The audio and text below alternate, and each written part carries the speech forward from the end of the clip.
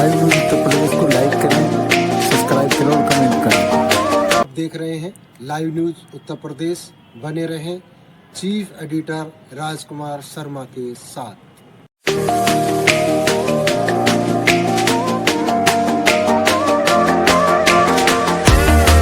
मैं केवल एक बात कहना चाहता हूं कि अगर संभल के बारे में हम जब बात करते हैं महोदय, एक लंबा सिलसिला है इस संभल का, और अगर मैं संभल की जब चर्चा करता हूं तो संभल में कैसे माहौल खराब किया गया वहां पे।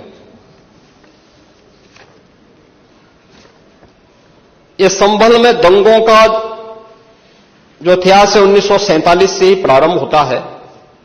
1947 में एक मौत होती है, 1948 में 6 लोग मारे जाते हैं, 1958 में भी दंगा होता है, 1962 में भी दंगा होता है, 1976 में भी 5 लोगों की मौत वहां पर हुई थी, और 1978 में 184 हिंदुओं को सामूहिक रूप से जला दिया गया था। 184 हिंदुओं को हत्या हुई थी, हिंदुओं की हत्या हुई थी और जलाया भी गया था, और 184 हिंदू मारे गए थे वहां। 184। मैं वही तो कह रहा हूं ना, आप उस सच को स्वीकार नहीं करेंगे, आप उस सच्चाई को स्वीकार नहीं करेंगे, और लगातार कई महीनों तक वहां कर्फ्यू था। 1980 में फिर दंगा हुआ था, एक मृत्यु हुई। 1982 में फिर दंगा हुआ, एक मृत्यु हुई।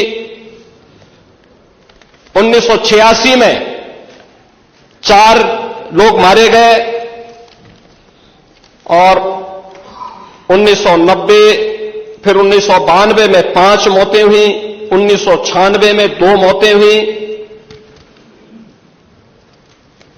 ये लगातार इस सिलसिला चलता रहा 1947 से लेकर के अब तक। 209 हिंदुओं की निर्मम हत्या वहां हुई है संभल के अंदर, 209 हिंदुओं की, और एक भी बार किसी ने उन निर्दोष हिंदुओं के लिए कभी 2 शब्द नहीं कहे, उनके प्रति, उन परिवारों के प्रति संवेदना के शब्द नहीं कहे।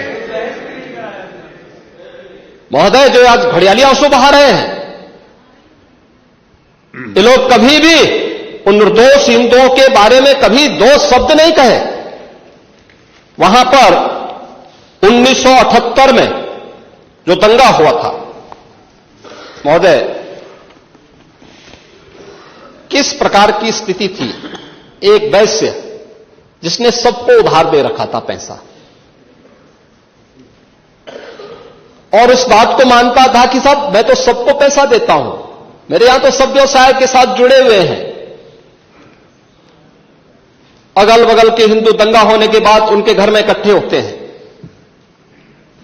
इकट्ठा होने के बाद उनको घेर लिया जाता है। घेरने के बाद वो बोलते हैं, भाई आप हमें क्यों घेर रहे हैं? कहा जाता है, नहीं, क्योंकि तुम इन हाथों से पैसा मांगोगे, इसलिए उनके हाथ काटे जाते हैं, फिर उनके पैर काटे जाते हैं, और फिर उनका गला रेंध करके हत्या होती है। ये लोग सौहार्द की बात करते हैं, शर्म नहीं आती इन लोगों को सौहार्द के बारे में चर्चा करने की।